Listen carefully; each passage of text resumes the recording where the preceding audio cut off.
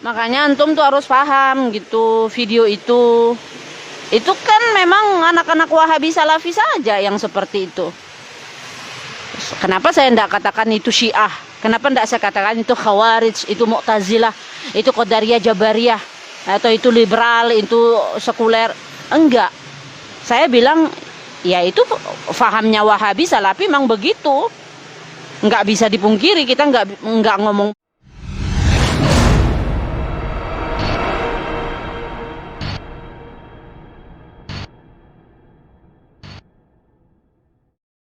Bismillahirrahmanirrahim.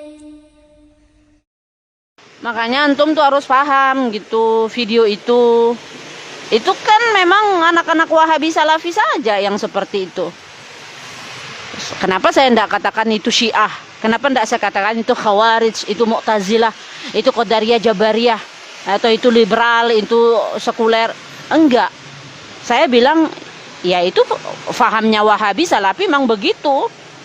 Nggak bisa dipungkiri, kita nggak ngomong bohong gitu, bahwa memang anak-anak Wahabi Salafi memang menyesatkan orang-orang yang melakukan yasinan, terus malam 1 Muharram, berzanji, maulidan, termasuk dengan mengirim doa kepada orang-orang yang udah meninggal, mengirim Al-Fatihah kepada orang-orang yang udah meninggal. Kan mereka sesatkan itu. Mereka katakan, makanya antum harus paham Wahabi Salafi gitu, agar tidak, ya anak cucu kita lah tidak terjerembab dalam pemahaman ini gitu kan. Karena anak-anak Wahabi Salafi kan kaidah yang mereka pakai kan, kalau tidak dilakukan oleh Nabi maka sesat, bid'ah. Itu kan kaidah yang salah.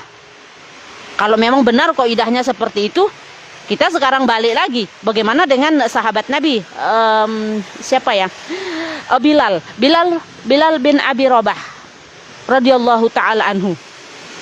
Apa yang beliau lakukan? Beliau selalu menjaga wudunya, sehingga Rasul Shallallahu Alaihi Wasallam mengatakan bahwa, wahai Bilal, amalan apa yang kau lakukan sehingga terompahmu saja sudah terdengar di surga? Apa jawaban Bilal bin Abi Rabah?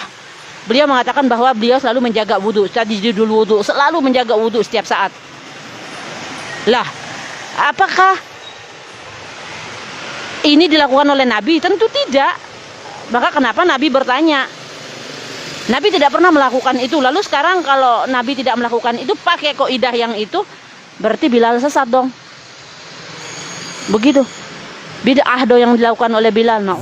Bilal ibnu Abi Rabah katanya, salat wudu 2 rakaat setelah wudu. Buktinya ketika Nabi bertanya, wahai Bilal, aku mendengar suara teropakmu dalam surga, amalan apa yang kau lakukan? Dia menjawab, aku tidaklah berwudu kecuali aku sholat 2 rakaat. Nah, ada pun 2 hadis tadi. Jawaban yang pertama, siapa bilang Nabi tidak menganjurkan sholat wudu, sholat 2 rakaat setelah wudu?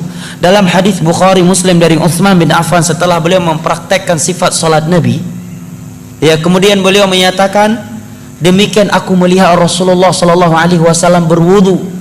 Setelah beliau berwudu, beliau menyatakan, man tawadda'a nahwa wudu'i hadza thumma shalla rak'ataini la yuhadditsu nafsahu fihima illa ghufira lahu ma taqaddama min dzambih.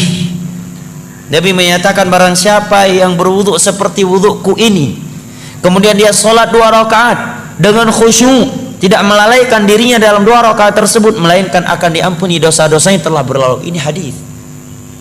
Dan Nabi udah sholat dari semenjak di Mekah. Mungkin nggak Nabi sholat di Mekah tanpa wudhu? Hah?